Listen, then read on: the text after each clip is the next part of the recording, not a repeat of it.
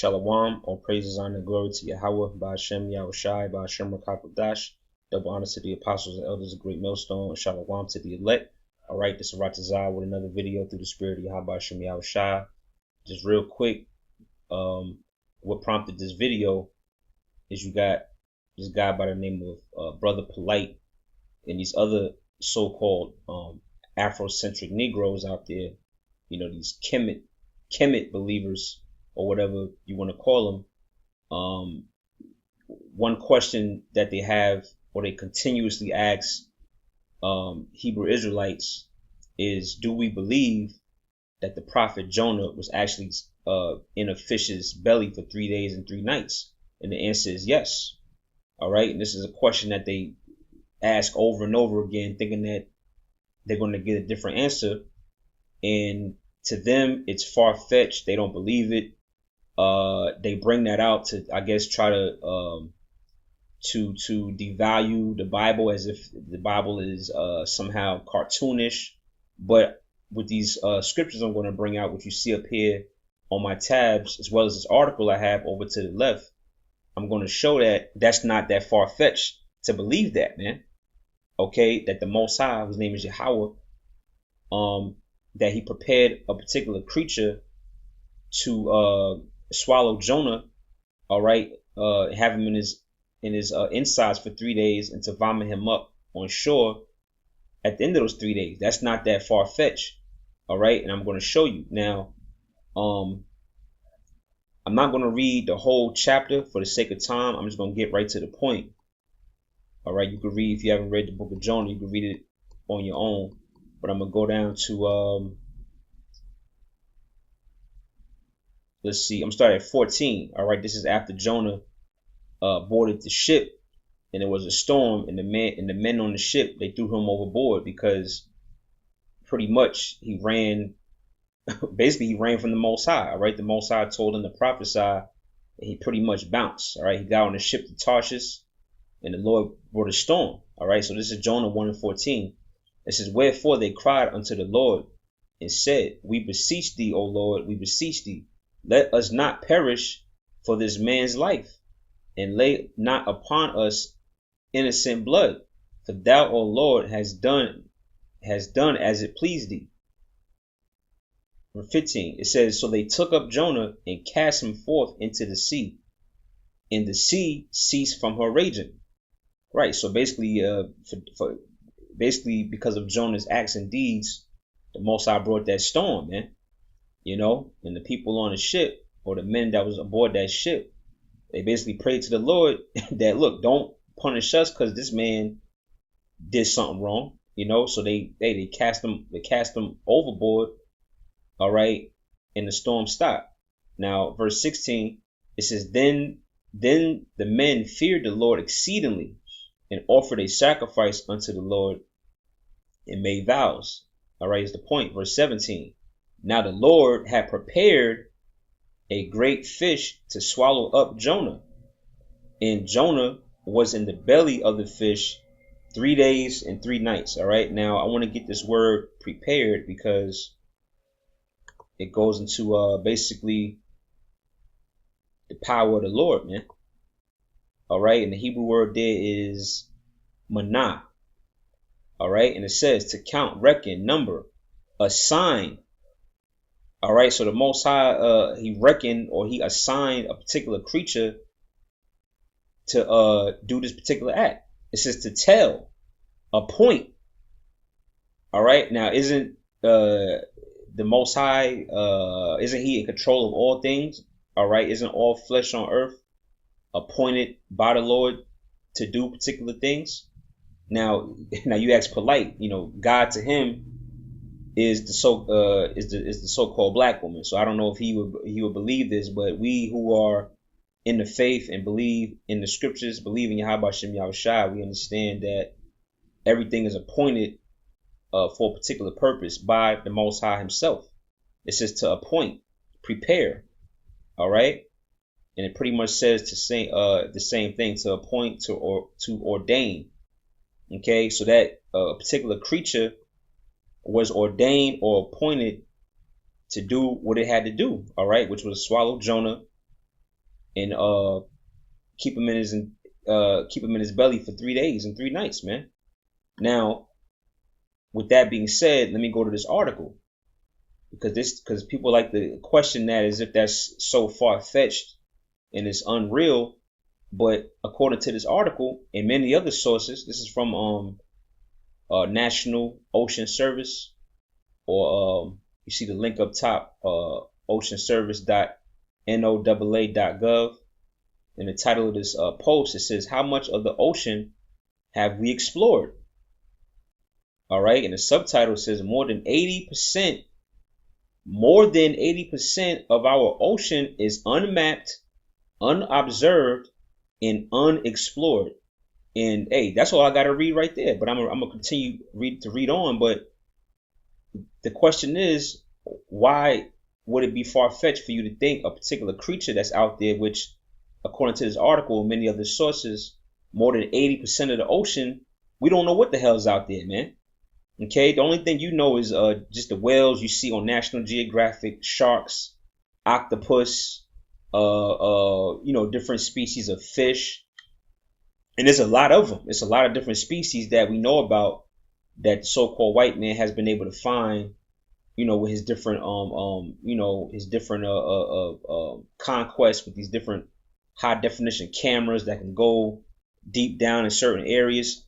But 80%, more than 80% of the ocean, he still don't know what's out there, man. All right. So it says, let me go down. It says, much remains to be learned from exploring the mysteries of the deep. So there's a lot of mystery that we, people just in general of the world, starting with the so-called white man, his scientists, it's still a mystery of what actually is out there in those oceans, man. All right. There's probably 100 different species of fish that can swallow a man and keep him in his belly for months, as far as I know, man. It's just from mapping, reading on, and describing the physical and biological, geological, chemical, and archaeological aspects of the ocean to understanding ocean dynamics, developing new technologies, and unlocking other secrets of the ocean. It's a secret, man. All right, man. We don't know what type of fish that was, man. Because why? It's a secret, and the so-called white man knows that it's things out there that, hey, the population don't know about, man. It says NOAA is working to increase our understanding of the ocean realm. All right. So how is it far-fetched to believe that when you don't know what the hell's out there any damn way? Let's read a little more. Try to make it as short as possible. It says the ocean is the life blood of Earth, covering more than 70% of the planet's surface, driving weather, regulating temperature, and ultimately supporting all living organisms. It says throughout history, the ocean has been a vital source of sustenance, transport, commerce, growth, and inspiration. Okay, right. So the Earth is pretty much the majority of the Earth is water, man, and only hell less. I think that's pretty much less than 5% has been actually discovered, man, or more than 80% is undiscovered, man. So again, just to bring it back home, we don't know what the hell's out there in those those waters, man. All right, Yahweh Shem Yahushua has all types of creatures, man. All right, and we read the definition that he prepared a fish, meaning what? He appointed it, man. For all I know, he probably created that particular creature right there on the spot, man. All right, and that leads me to this scripture right here. That's all we're gonna get from the article. That leads me to this next scripture. This is Jeremiah 32.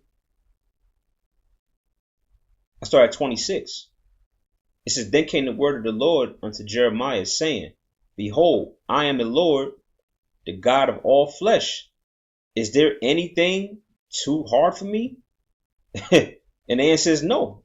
All right, because the Most High is all powerful, man. He do and create what he want. All right, so is it far-fetched for the Lord to create a fish that can do what it did in Jonah, the first chapter? Is that something that's too hard for Yahweh Shem Yahushua? All right, let's read it again. Jeremiah 32 and 27. Behold, I am the Lord Yahweh. All right, you see that Lord in all caps. The name is Yahweh. That's the Most High's name. It says, behold, meaning look. All right, pay attention. Look. All right, I am the Lord Yahweh, the power of or God of all flesh. Is there anything too hard for me? And the answer is no. All right. Let's see. Let's get the scripture right here, Ecclesiasticus, and we're gonna end on Romans 3 and 3. So this is Ecclesiasticus 43 and 23. It says, by his counsel, that he is talking about the most it says the his is talking about the Most High, all right, Yahweh. It says, by his counsel, he appeaseth the deep. The deep is talking about the oceans, which more than 80% of it we don't know about, man, or we don't know what's really in there. All right. It says, by his counsel he appeaseth the deep, and planteth islands therein. Okay, 24. That it's like they that sail on the sea tell of the danger thereof. Which, we see an example of that in the book of Jonah. All right, these men that was aboard this ship that tossed Jonah overboard, they was terrified, man. That's why it says, verse 16. Then the men feared the Lord exceedingly, man, because they seen the power of the Lord when he brought that storm through there, man. All right. 24 again. It says, they that sail on the sea tell of the danger thereof. And when we hear it with our ears, we marvel thereat. All right. Now here's the point, verse 25. For therein, meaning what? Therein where? Therein in the waters, man. All right. In the sea. All right. The Pacific Ocean, the Atlantic Ocean, the damn Mediterranean Sea, these different rivers, all throughout the world, man. It says, for therein be strange, all right, and wondrous works, variety of all kinds of beasts and whales created. All right, let's read that again. Sirach 43 and 25. For therein, all right, which therein again is talking about in the waters, because that's the subject matter. All right, that's the context in these last two verses. It's talking about the deep, all right, or the sea. So 25 again, it says, for therein be strange. And to the outside person, that's a strange creature. All right, a creature that can swallow a man, keep it in his intestines, or keep it in his inside, keep somebody in his insides for 3 days and vomit them up later. That's strange, man. But the Bible is telling you that. For therein be strange and wondrous works. All right, and that what happened with Jonah was a wondrous work, man. It says variety. Okay, what does the word variety mean? Pardon me. It means different. All right, variety or different of all kinds of beasts and whales created. Verse 26. By him, the end of them have prosperous success, and by his word, all things consist. All right. So that's that, man. So yes, we believe that a fish swallowed Jonah. That's not far-fetched to us, man, because we understand the power of Yahweh Shem Yahushua, and we know that nothing is too hard for him to do, man. So it's just that simple. It's whether you believe or not. And if you don't believe, then oh well, which is why I'm gonna end off on this. Romans 3 and 3. It says, for what if some did not believe? All right, Brother Polite, what's his name? Sadnetta, all right, or any of these anti-Bible Jakes, This is Romans 3 and 3. For what if some did not believe? Shall their unbelief make the faith of the Most High without effect? Right, is the fact that you don't believe the scriptures, all right, does that make the scriptures not true?